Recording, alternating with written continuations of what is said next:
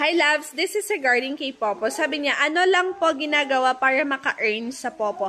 So, madami ang ways to earn kay Popo. Pwedeng mag-solo live, party live, mag-GYC. Sa GYC is nag-earn ng coins, ita-trade para maging points. Sa solo live and party live kasi points yung iipunin para makapag-payout tayo. So, may points sa mga na-mention ko dyan.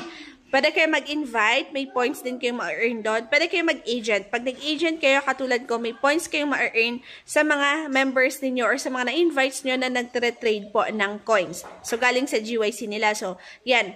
And then, ayan, solo live, party live, GYC, sa pag-i-invite, sa pagiging agent.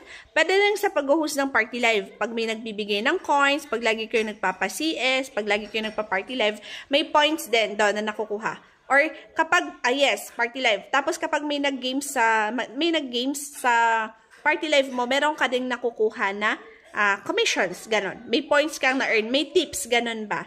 Yan. So, ano pa ba yung another? Yan. Pag may nagbigay din ng gifts.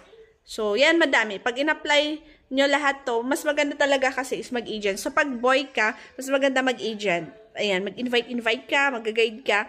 Ayan, para mas malaki yung pwede mong ma-earn. Pero syempre, pag nag-agent kayo sa akin, guys, hindi kayo mahihirapan magturo sa invites nyo. Maghahanap lang kayo ng mga gusto ring sumali sa Popo, gusto ring mag-live, gusto ring kumita. And isasend nyo yung mga tutorials ko para dun sila matututo. Para hindi mahaba yung explanation nyo. Kasi kapag mano-mano kayo magta-type, every person nakakapagod talaga mag-invite. So, yan. Message me if ever gusto nyo mag-agent sa akin. Okay? So, send ko lahat ng instructions dito sa account ko.